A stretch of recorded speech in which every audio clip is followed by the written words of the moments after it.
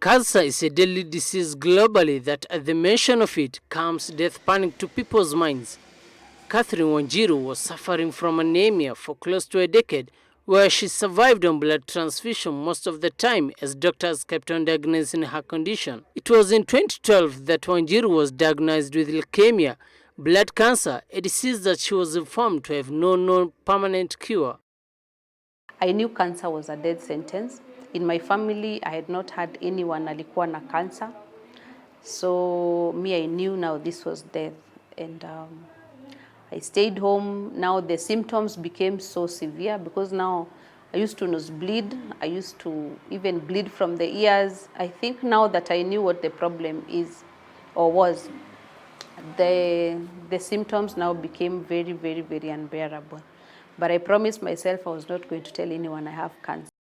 Getting back to the hospital for treatment, the doctor told her that her illness was at a stage of no turnaround and that she had 6 months to live. That is when she felt like her world had crashed and did not know how to break the news to her family members.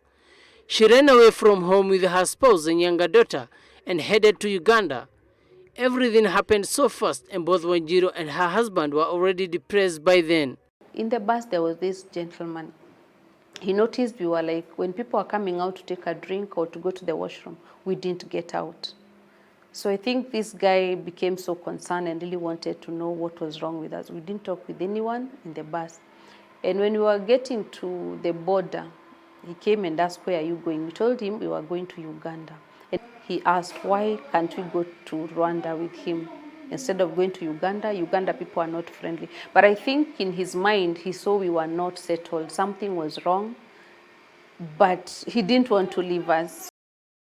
In Rwanda, they were hosted by a good Samaritan for a few months, and for fear of stigmatization and the fear of unknown, she opted to remain silent for some time.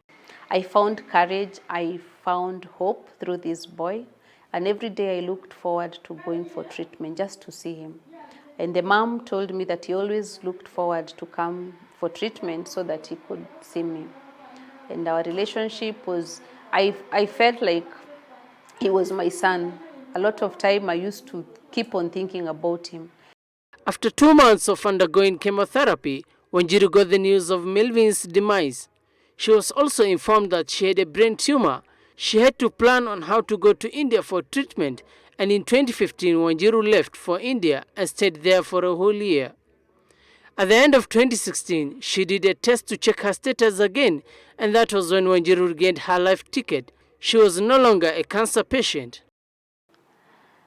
And I remember now the conversation I had with God that if you give me another chance, then I'll do your ministry.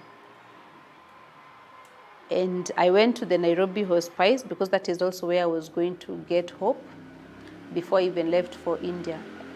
But every time I kept being disturbed because when I was doing treatment, I would see kids doing treatment. But at the hospice, I did not see kids being encouraged. I saw their parents being encouraged. And I thought, what if these kids really would understand what cancer is? What if these kids also would like someone to give them hope? And that is how Hope and Courage International came into my thought. For Catherine, it was a relentless journey of hope as she battled the monster disease and became a warrior against all odds. And she now takes care of those who are in the same situation she was in for 4 years. Having battled cancer for 4 years, Catherine decided to give hope to children suffering from same illness by creating a place that they can call home. Hussein Ahmed, Switch TV.